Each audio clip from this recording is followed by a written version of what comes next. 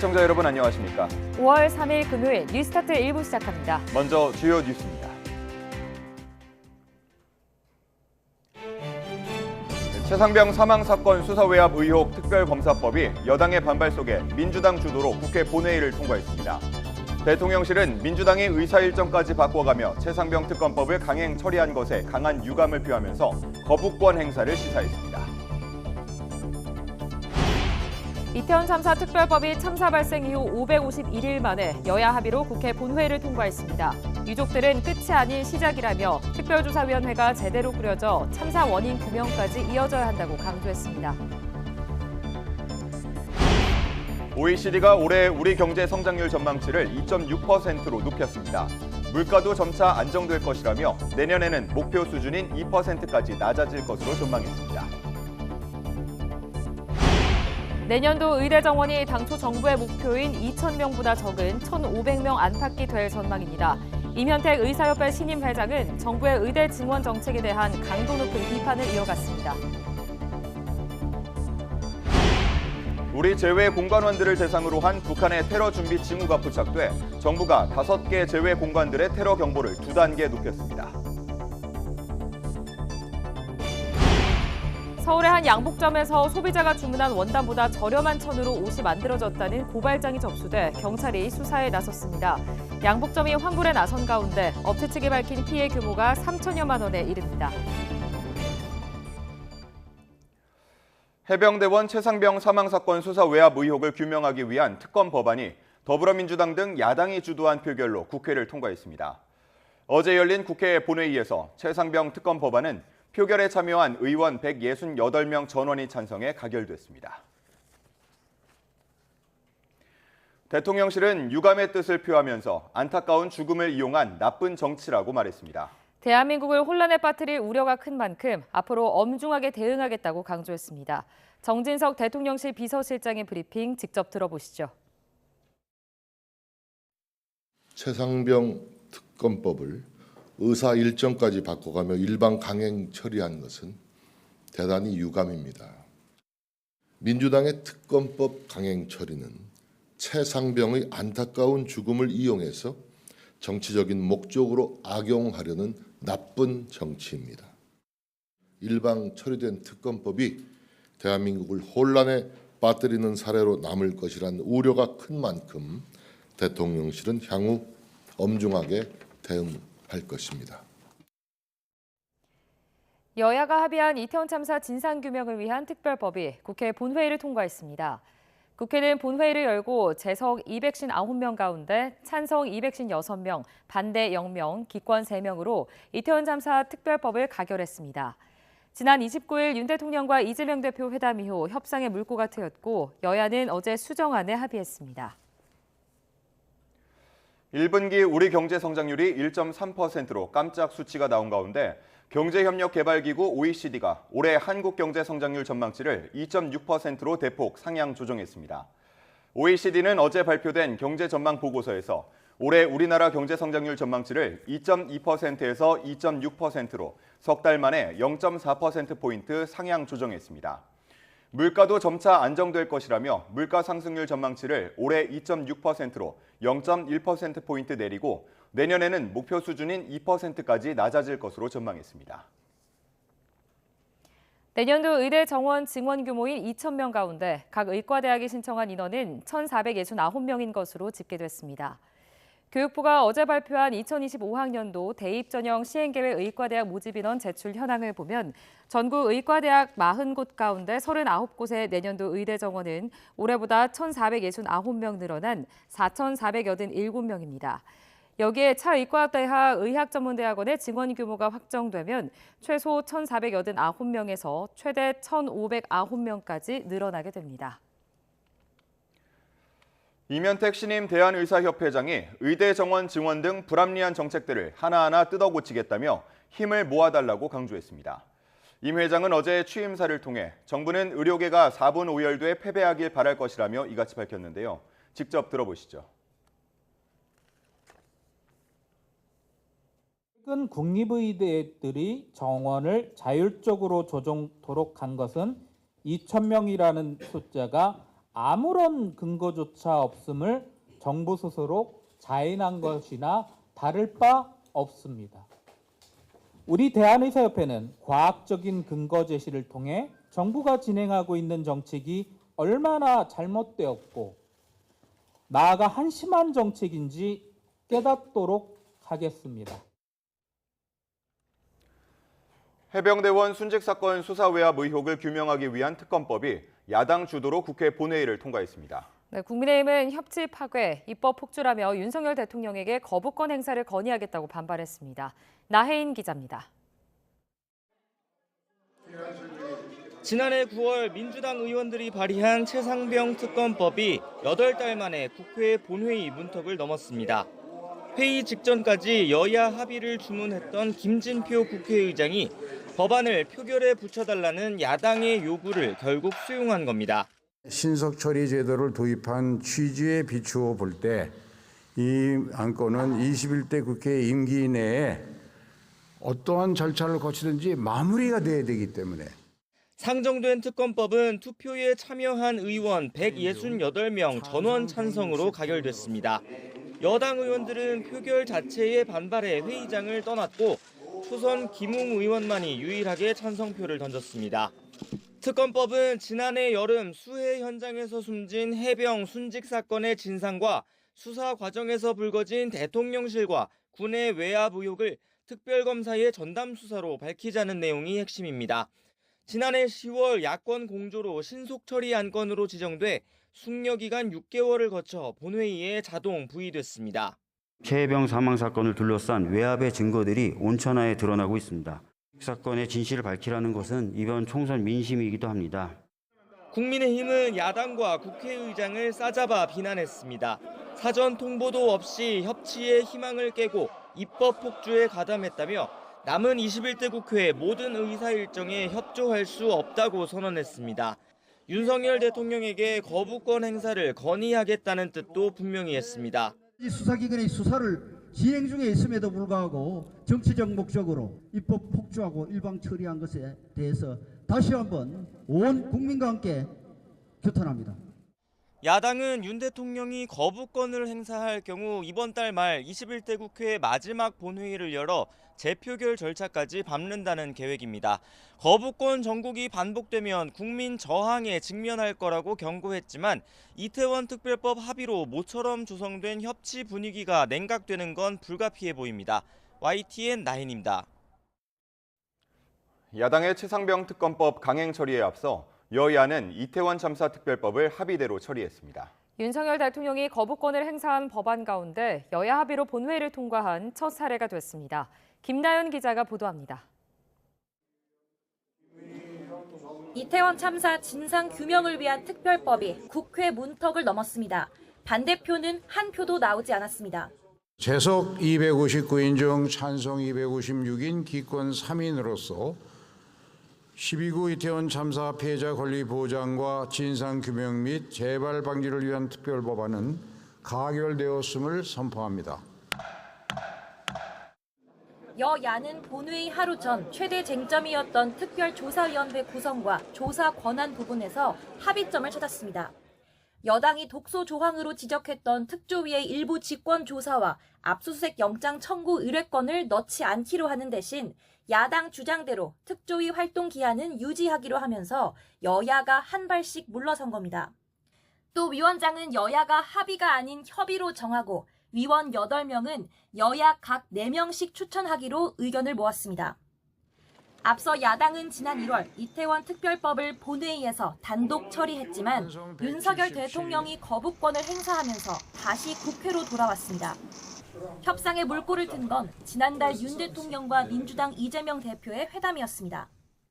민간조사위원회에서 영장 청구권을 갖는 등 좀 법리적으로 문제가 있을 부분이 있기 때문에 이런 부분은 조금 해소하고 다시 논의를 하면 좋겠다. 참사 1년 반 만에 법안이 통과되자 본회의 방청석에선 유족들의 박수가 터져나왔습니다. 이들은 이태원 특별법 통과는 끝이 아닌 시작이라며 특조위가 제대로 꾸려져 참사 원인 규명까지 이어져야 한다고 강조했습니다.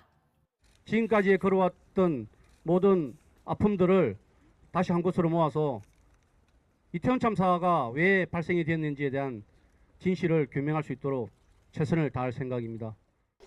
이태원 특별법은 윤석열 대통령이 제2요구권, 그러니까 거부권을 행사한 9개 법안 가운데 여야 합의로 처리된 첫 사례입니다. 여야 극적 합의로 빈손 5월 국회란 오명은 피하게 됐지만 다른 쟁점 법안들은 여전히 입장차가 좁혀지지 않아 21대 국회가 유종의 미를 거둘 수 있을지 아직 미지수입니다. YTN 김다현입니다. 1분기 우리 경제 성장률이 1.3%로 깜짝 수치가 나온 뒤 주요 기관들이 올해 우리나라 성장률 전망치를 잇따라 올리고 있는데요.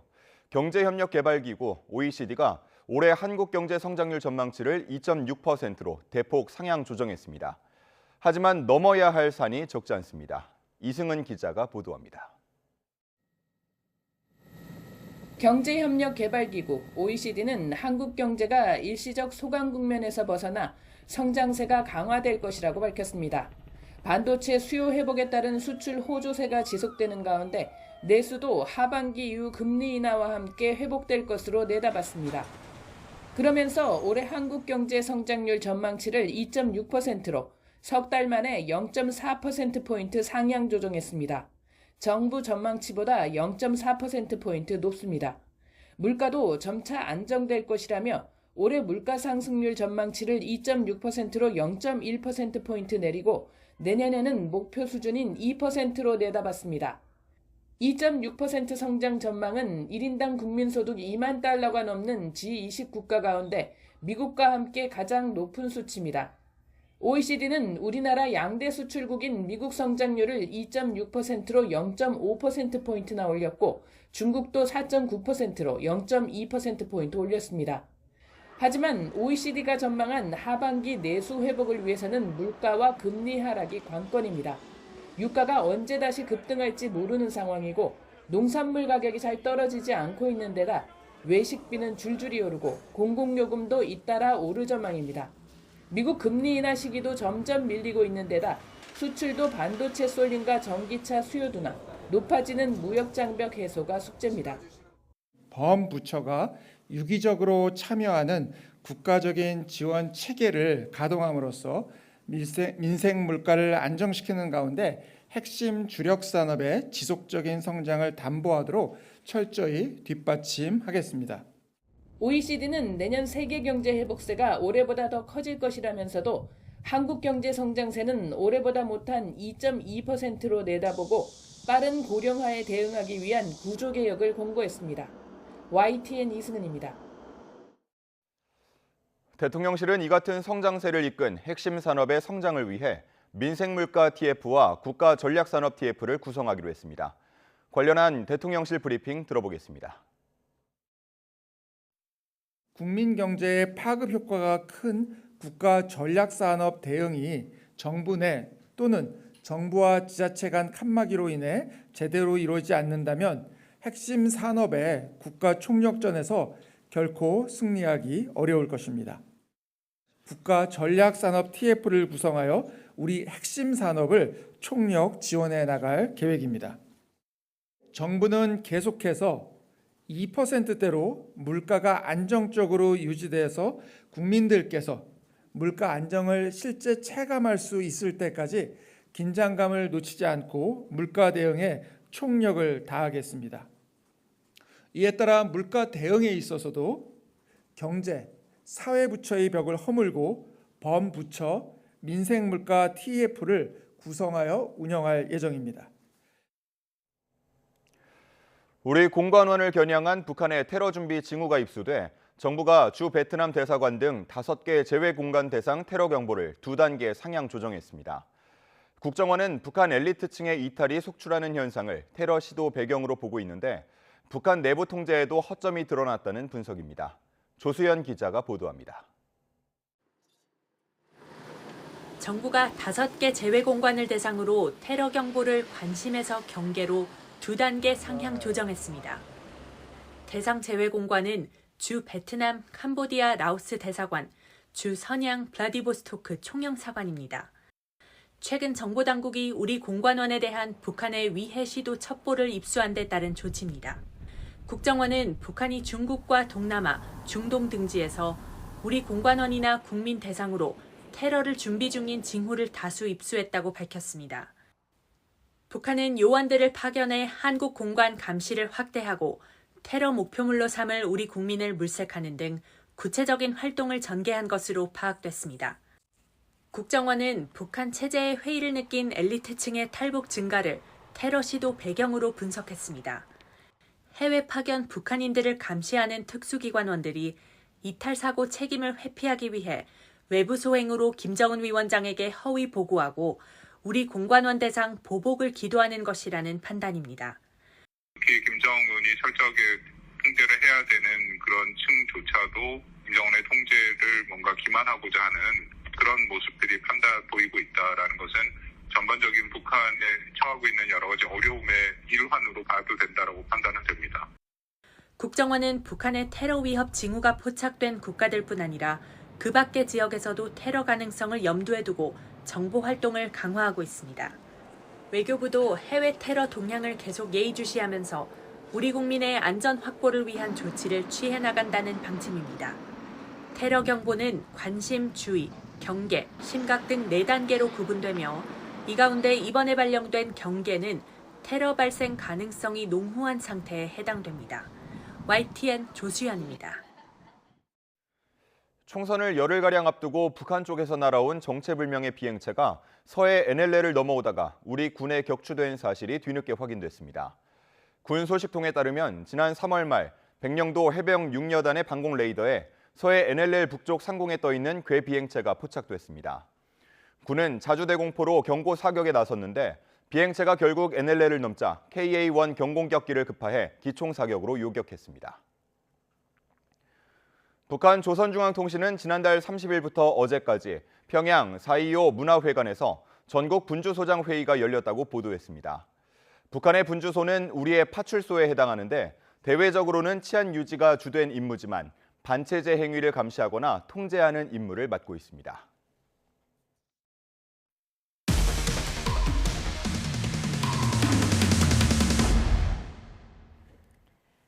한 양복점에서 소비자가 주문한 원단보다 저렴한 천으로 옷이 만들어진 사실이 드러나 경찰 수사가 진행되고 있습니다.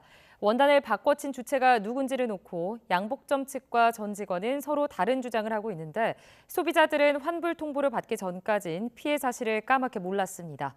김희영 기자입니다.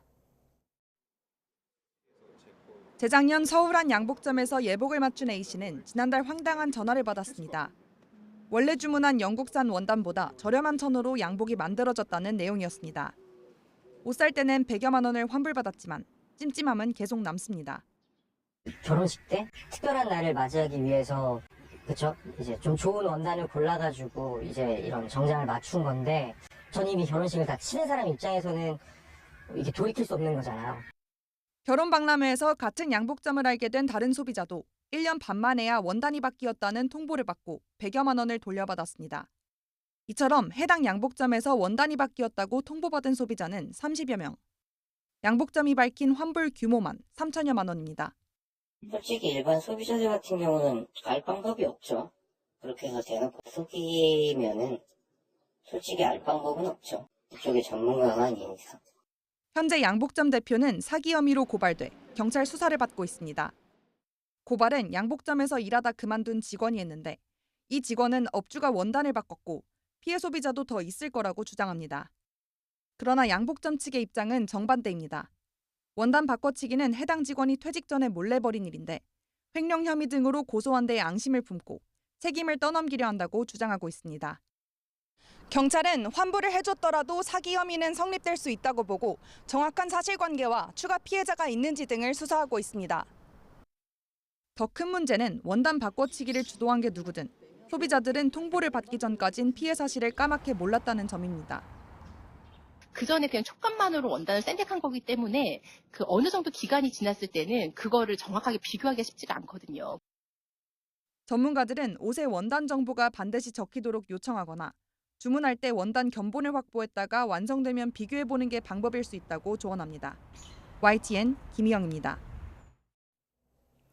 새만금 태양광 발전 사업 비리 의혹을 수사하는 검찰이 더불어민주당 신영대 의원에 대해 강제 수사에 나섰습니다. 서울 북부지방검찰청은 어제 전북 군산시에 있는 신영대 의원 지역 사무실에 수사관을 보내 압수수색 영장을 집행했습니다. 검찰은 군산시민발전 주식회사 대표 서모 씨가 신 의원에게 새만금 수상태양광 사업과 관련한 청탁을 했다는 진술을 확보한 것으로 전해졌습니다. 그러나 신 의원은 서 씨에게서 청탁을 받은 사실이 없다고 반박했습니다. 한 줄 뉴스입니다. 어린이 교통사고 피해가 가장 많이 발생하는 시기는 5월에서 6월로 나타났습니다. 현대해상 교통기후환경연구소는 2018년부터 지난해까지 현대해상 자동차 보험에 접수된 0세에서 12세 어린이 교통사고 13만 6천 건을 분석한 결과 이같이 집계됐다고 밝혔습니다. 우리나라 아동 청소년의 키가 10년 전과 비교해 1에서 7cm 더 커졌고 성장 속도는 2년 더 빨라진 것으로 조사됐습니다. 한국부동산원이 4월 다섯째 주 주간 아파트 가격 동향을 발표했는데 이번 주 서울 아파트 가격이 0.03% 오르면서 6주 연속 상승했다고 밝혔습니다. 최근 법원 경매 시장에서 역대 최고 감정가를 기록했던 서울 한남동의 나인원 한남이 올해 전국 매매 실거래가 최고 가격도 경신했습니다. 국토교통부 실거래가 시스템을 보면 지난달 11일 나인원 한남 244제곱미터 한 채가 120억 원의 매매가 이뤄졌습니다. 농림축산식품부는 올해 1월부터 4월까지 농식품 수출액이 지난해 같은 기간보다 6.2% 증가한 31억 2천만 달러, 우리 돈으로 4조 3천여 원으로 사상 최대를 기록했다고 밝혔습니다. 도심 항공교통 UAM과 VR 체험장 등 다양한 볼거리와 시설을 갖춘 고속도로 첨단 휴게소가 국내 처음으로 개장했습니다. 한국도로공사는 중부 내륙고속도로 남양평 하이패스 IC 부지 안에 남한강 휴게소를 열었다고 밝혔습니다.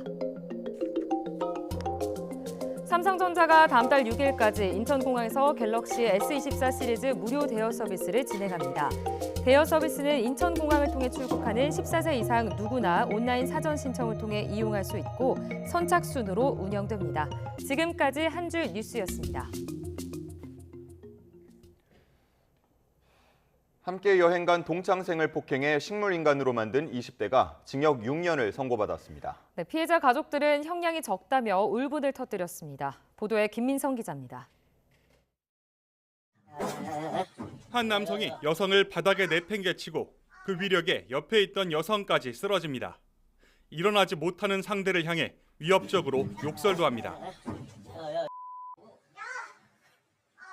이 짧은 영상이 촬영된 건 지난해 2월 부산의 한 숙박업소.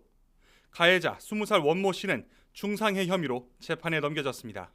선고 앞두고 있는데요. 피해자한테 한 말씀 해주시죠. 인정하세요? 폭행당한 여성은 원 씨의 중학교 동창생인 여지연 씨. 목을 심하게 다쳐 치료받았지만 끝내 식물인간 상태가 됐습니다. 지연 씨 부모님은 가해자를 불구속 상태로 재판받게 하고 징역 5년을 구형한 검찰의 판단에 분개했습니다. 지연 씨 사연을 알게 된 여론의 공분이 커지자 구형량은 징역 8년으로 올랐고 가해자 원 씨에게는 징역 6년이 선고됐습니다. 재판부는 사건 당시 19살에 불과했던 피해자가 식물인간이 됐고 부모도 경제적 어려움에 빠졌다며 범행의 심각성을 지적했습니다. 이어 피고인이 진심으로 사죄했다면 이를 해서라도 의료비나 간병비를 보탰겠지만 그러지 않았다고 꾸짖었습니다. 재판부가 특별 가중인자를 반영해 양형 규정을 초월한 형량을 정했지만 방청석에서 지켜본 가족들은 징역 6년으로 모자란다고 피눈물을 흘렸습니다. 재판부만 믿어왔는데 오늘 사람을 다 죽여놓고 이제 6년을. 검찰은 판결문을 검토해 항소할 예정입니다. 앞으로 좀 더 힘들겠지만 조금만 더 참아서 그냥 곁에 오래오래 그 상태라도 좋으니까 그냥 곁에 오래오래 있었으면 좋겠어. YTN 김윤상입니다. 어제 저녁 전북 전주시 재활용 처리장에서 가스 폭발 사고가 일어났습니다. 음식물 쓰레기 배관을 교체하는 작업 도중 가스가 터졌는데 작업자 5명이 전신에 화상을 입고 병원으로 옮겨졌습니다. 간밤 사건 사고 소식 정현우 기자가 전해드립니다. 무언가 터진 듯 파편들로 어지럽게 뒤덮인 바닥. 산소호흡기를 맨 소방관들이 건물 안으로 급히 들어갑니다. 전북 전주에 있는 음식물 쓰레기 재활용 처리장 지하에서 폭발 사고가 일어난 건 어제 저녁 7시쯤. 배관을 교체하던 작업자 5명이 온몸에 화상을 입었습니다. 화상이 심해가지고 전신을 이제 붕대로 조치를 하고 도착했을 때는 그분들이 폭발을 동시에 밖으로 나와가지고 다 누워 있었습니다. 누워 있고 서 있는 분도 계셨고. 소방당국은 새어나온 메탄가스 때문에 폭발 사고가 난 것으로 보고 자세한 원인을 조사하고 있습니다. 시뻘건 화마가 집어삼킨 건물에서 검은색 연기가 쉴 새 없이 뿜어져 나옵니다. 어제 저녁 7시쯤 충북 음성면 1층짜리 폐기물 공장 창고에서 불이 났습니다. 안에 있던 직원 3명이 황급히 대피해 다행히 인명피해는 없었습니다. 아파트 단지가 온통 암흑천지입니다. 경기도 김포 양촌읍에 있는 LH 아파트 단지에 전기가 끊긴 건 어젯밤 10시쯤. 다친 사람은 없었지만 360여 세대 주민들이 한때 큰 불편을 겪었습니다. 퇴근하고 충전을 해야 되는데 정전돼서 한번 방전됐다가 지금 걱정하시더라고요, 다들. 냉장고가 불이 안 들어서 큰일이에요. 아파트 관리소 측은 자체 전기 설비 고장으로 정전이 발생했다며 3시간 반 만에 복구를 마쳤다고 밝혔습니다. YTN 정윤우입니다.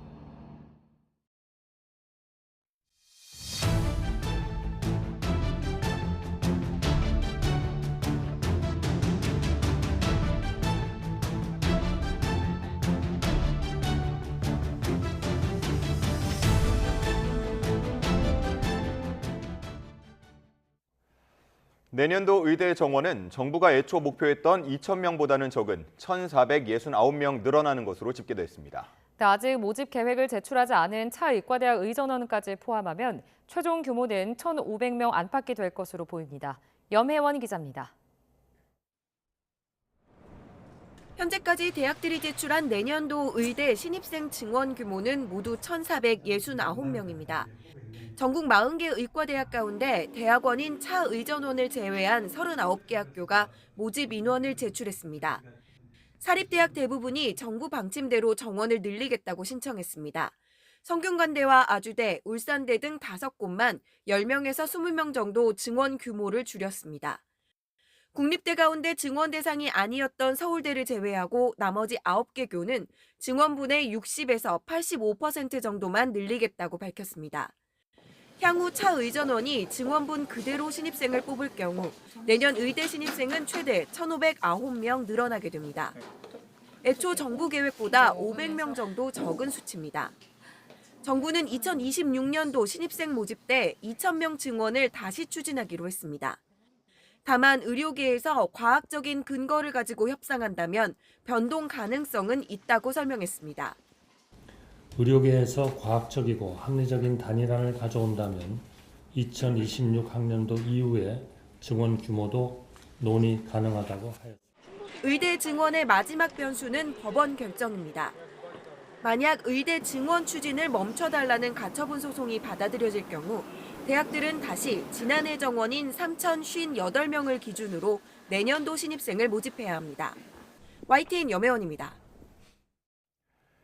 교육부가 내년도 의대 정원 규모를 발표하자 의료계는 예정된 행정 절차를 진행하는 것뿐이라며 크게 의미를 두지 않았습니다. 대신 법정에서 누가 옳은지 따지겠다며 정부도 합리적인 증원 근거를 서둘러 재판부에 제출하라고 압박을 이어갔습니다.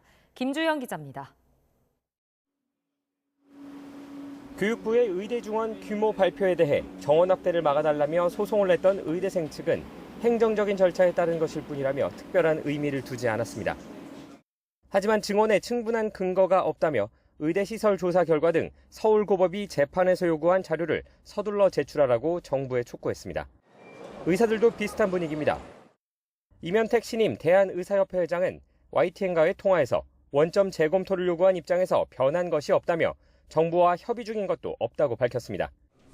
이어 관련 절차를 잠시 멈추라는 법원의 판단을 정부가 따르지 않는다면 3권 분립을 어기는 것이라고 주장했습니다. 정부에 맞서 증원 규모가 비과학적이라는 주장을 입증하기 위한 근거 마련에도 나섰습니다. 우리 대한의사협회는 과학적인 근거 제시를 통해 정부가 진행하고 있는 정책이 얼마나 잘못되었고 나아가 한심한 정책인지 깨닫도록 하겠습니다. 여기에 서울대 의대와 병원 비대위는 의료개혁 시나리오를 반영한 의사수 추계 연구를 공모하기로 했습니다. 일반인들을 상대로 아이디어를 받은 뒤 심포지엄과 연구에 나서 적정 의사수를 찾고 국민에게 알리겠다는 뜻입니다. 이제 누가 더 과학적이냐를 둘러싼 싸움이 이어질 전망이지만 어느 한쪽이 물러서지 않는 한 의정 갈등 해소는 쉽지 않아 보입니다. YTN 김주영입니다. 전세 사기 피해자를 먼저 구제하고 나중에 구상권을 청구하는 내용의 특별법이 야당 주도로 국회 본회의 심의 안건에 올랐습니다. 민주당은 이번 달 말 다시 본회의를 열고 특별법을 통과하겠다는 방침인데 여당이 반대하는 만큼 최종 처리 여부는 불투명한 상황입니다. 손효정 기자입니다. 전세 사기 피해자들을 선구제, 후 회수 방식으로 지원하는 전세 사기 특별법이 야당 주도로 국회 본회의에 부의됐습니다. 이에 따라 특별법은 다음 본회의의 안건으로 상정돼 표결 처리될 수 있게 됐습니다. 본회의 부의의 건은 총 투표수 268표 중 가 176표, 부 90표, 무효 2표로서 가결되었음을 선포합니다. 특별법은 피해주택의 보증금 반환 채권을 매입해 피해자에게 먼저 보증금을 돌려준 뒤 나중에 임대인으로부터 비용을 회수하는 내용이 핵심입니다. 전세 사기 피해자의 임차 보증금 구제 한도를 지금의 5억 원에서 7억 원으로 올리는 내용도 담겼습니다. 국회 국토위를 거쳐 법사위에서 심사가 이뤄졌지만 정부 여당의 반대로 법안이 계류되자 야당은 지난 2월 국토위에서 본회의 직회부를 요청했습니다. 직회부 요구 2달여 만에 특별법이 본회의에 부의되자 민주당은 늦었지만 다행이란 반응을 내놨습니다. 피해 임차인을 실질적으로 지원할 수 있는 민생 법안이라며 입법을 끝까지 마무리하겠다는 의지도 강조했습니다.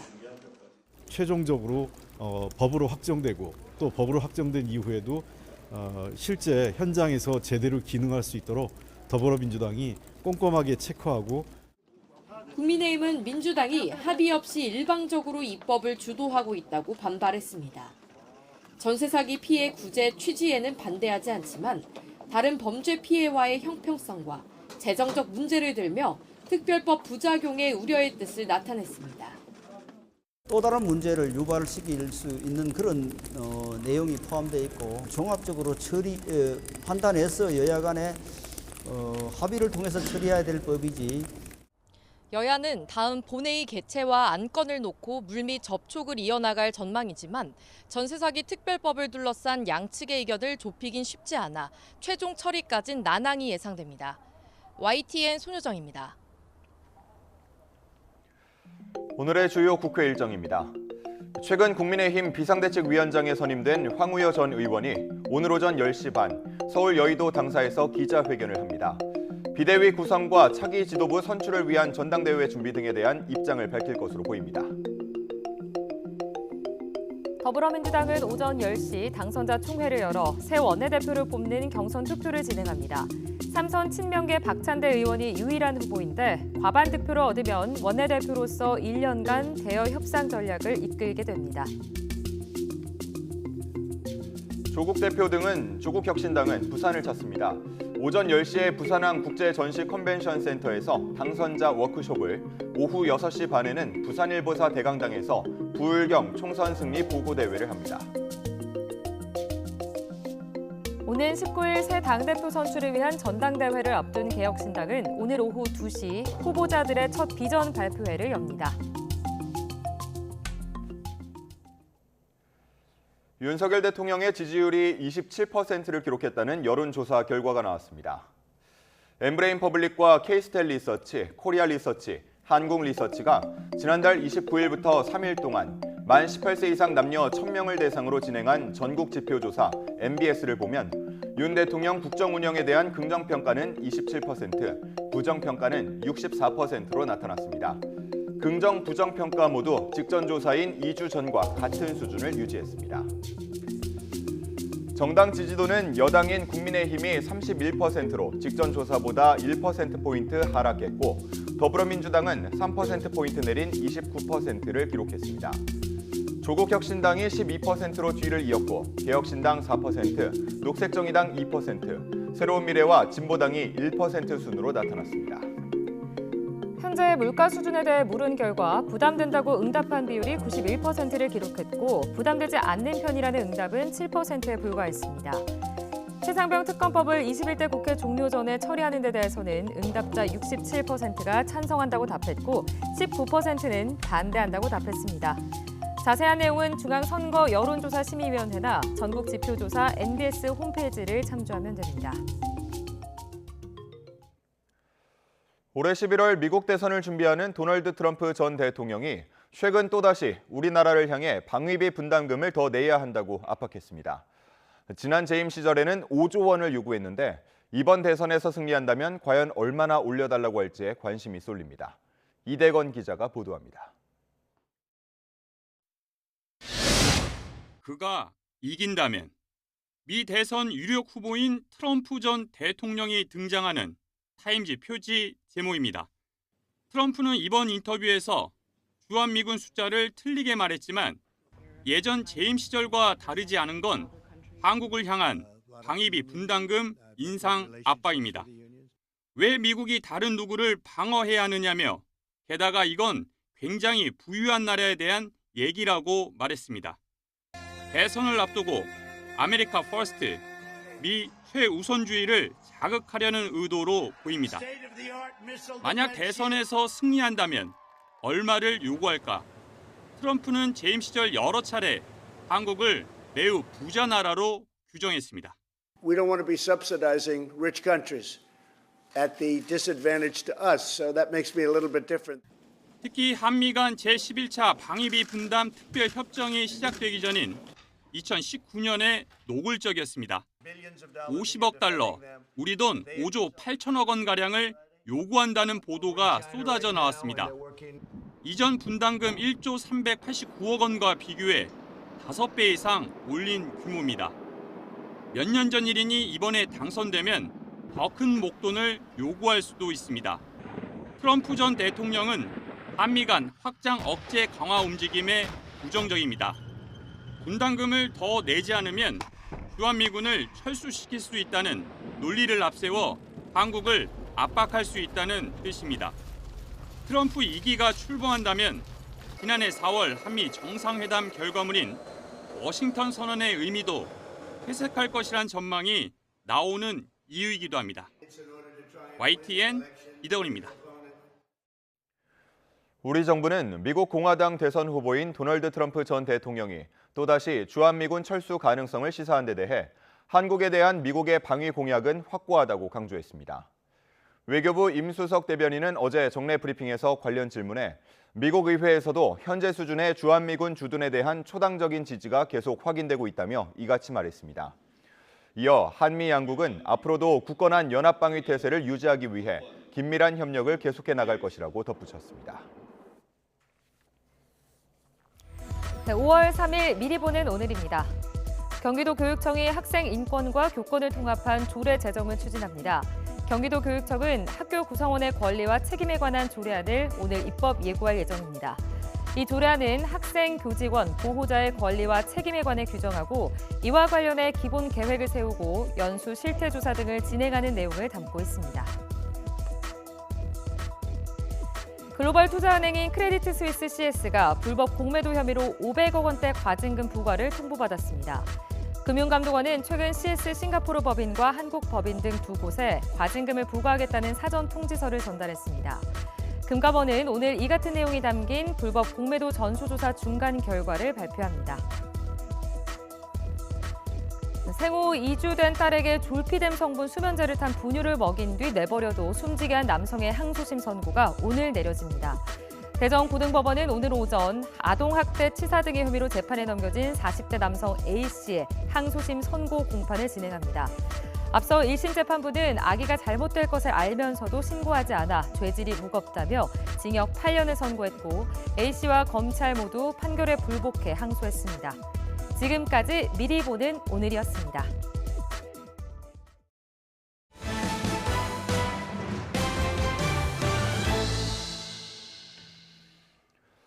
정부가 퇴근 시간 답답하게 막혀있던 명동 강남 일대 정체를 해소하기 위해 광역버스 노선을 조정합니다. 골자는 회차 경로를 조정하고 운행 차로를 가로변으로 분산하는 건데 퇴근 시간이 10분가량 단축될 전망입니다. 차유정 기자입니다. 올 초 이른바 퇴근길 대란이 빚어졌던 서울 명동 일대. 이후 일부 노선을 분산해 혼잡이 이전보다는 완화됐지만 상습 정체는 여전합니다. 명동 일대를 지나는 광역버스만 29대. 관계당국이 노선 운행 경로를 변경하는 추가 대책을 내놨습니다. 먼저 부하가 걸려있는 남대문 세무서 정류장 버스 노선을 분산합니다. 오는 16일부터 11개를 바로 옆 가로변에 신설하는 명동 성당 정류장으로 돌립니다. 다음 달 29일부터는 2개 노선의 회차 경로를 남산 1호 터널에서 남산 하단의 소월길로 바꿉니다. 이로 인해 명동에서 판교로 퇴근하는 길이 12분가량 단축될 전망입니다. 광역버스 30%가 집중되는 강남 일대 문제는 강남대로 하행선에 버스들이 몰려 버스 전용 차료가 오히려 더 꽉 막히는 겁니다. 다음 달 29일부터 이 구간을 다니는 5개 노선을 오후 시간대에만 역방향, 상행으로 운행하도록 분산합니다. 또 15개 노선을 일부 구간에서 중앙버스 차로가 아닌 가로변 차로로 다니도록 했습니다. 당국은 이번 조치로 퇴근 시간대 명동과 강남 혼잡 정류장을 통과하는 버스 통행량이 4분의 1 이상 줄어들 것으로 보고 있습니다. 이로써 혼잡 시간대 명동과 강남의 혼잡 정류장 버스 통행량은 각각 26%, 27% 저감되고 시간은 각각 8분, 12분 감소될 것으로 기대됩니다. 당국은 노선 분산을 모니터링한 뒤 필요하면 추가 조정을 검토할 예정입니다. YTN 차유정입니다. 국세청 홍보대사, 위촉하는 국세청이나 위촉을 받아들이는 쪽이나 모두 부담감이 있어 고심하는 자리인데요. 믿고 보는 배우 강하늘과 신혜선이 새 홍보대사로 위촉됐다고 합니다. 현장 모습 함께 보시죠. 강하늘과 신혜선이 어제 서울지방국세청을 찾아 김창기 국세청장에게 위촉패를 받았습니다. 국립전통예술고등학교 동창인 두 사람은 지난 3월 모범 납세자로 뽑혀 대통령 표창을 받기도 했습니다. 국세청 홍보대사는 인기뿐 아니라 납세 성실도와 사회적 평판까지 여러 가지를 감안해 정해집니다. 강하늘은 국세청이 무서운 곳이라고 생각했지만 앞으로 따뜻한 집처럼 생각하겠다는 소감으로 직원들의 큰 호응을 얻었습니다. 신혜선의 소감도 못지않게 재치 있었는데요. 함께 들어보시죠. 하늘 씨가 말했던 것처럼 앞에 선배님들도 너무 대단하신 분들이셨는데 아까 이제 정장님께서 말씀해 주신 게 다들 롱런을 하셨다고 하시더라고요. 여기 홍보 모델을 하면. 그래서 저희도 50년 동안 롱런을 하기로 약속을 했고요.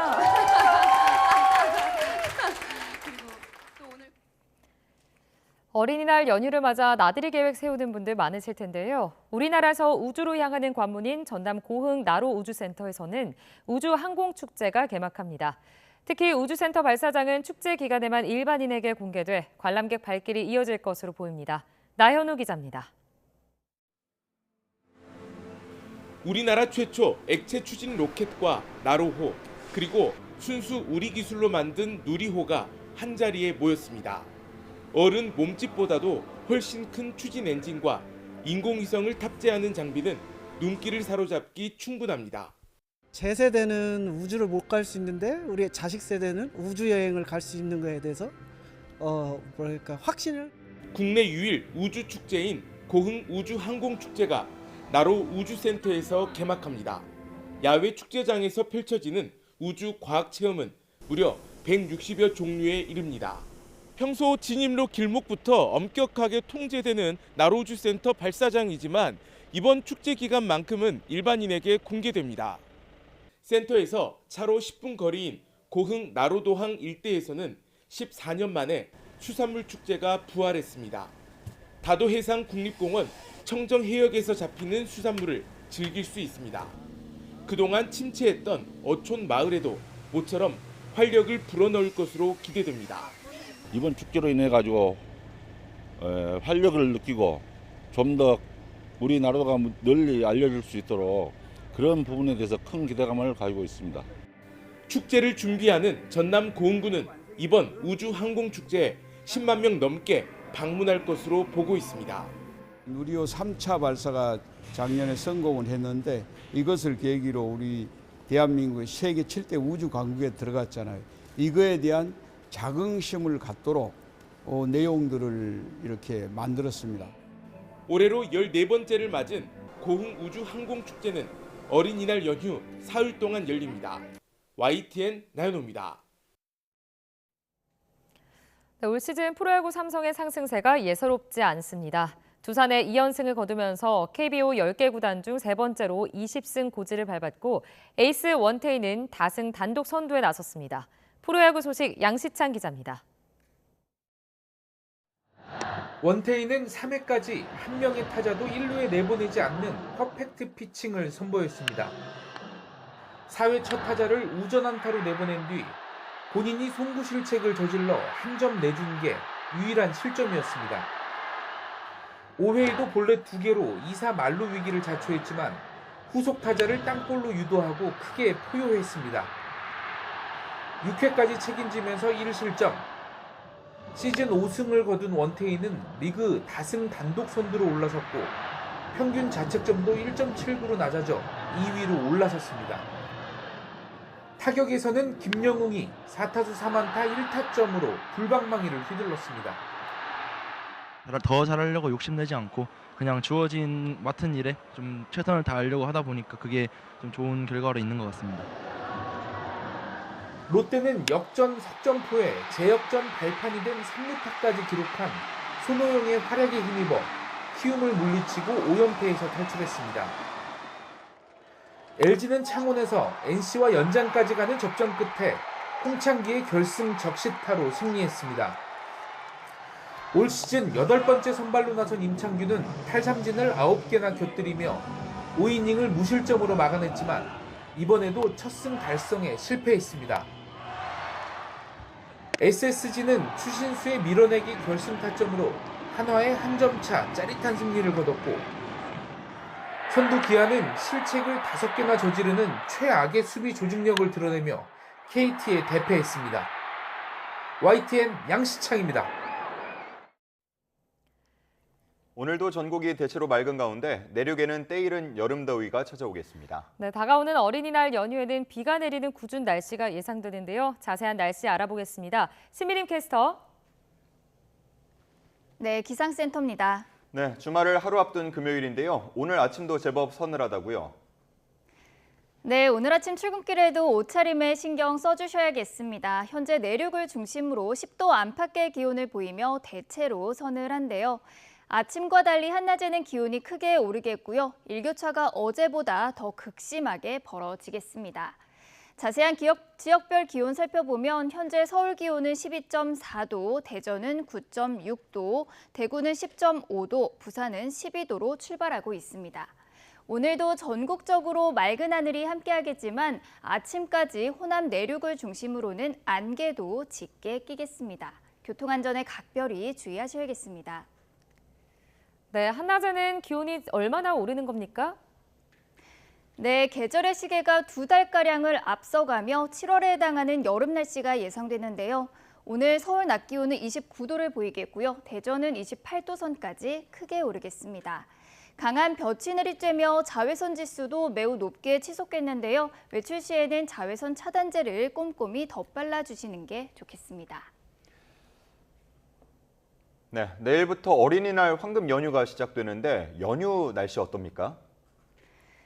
네, 일단 주말인 내일도 맑고 덥겠습니다. 서울 낮 기온이 28도 선까지 올라서 때이른 여름 더위가 이어지겠는데요. 하지만 어린이날인 일요일에는 날씨가 급변하겠고요. 어린이날 오후 늦게나 밤부터는 전국에 비가 내리겠습니다. 특히 제주도 등 일부 지역에는 돌풍과 벼락을 동반한 강한 비가 쏟아질 것으로 보이니까요. 야외 활동에 각별히 주의하셔야겠습니다. 지금까지 날씨 정보였습니다. 네, 이상으로 뉴스타트 1부 마치겠습니다. 잠시 후 2부가 이어집니다. 시청해주신 여러분 고맙습니다.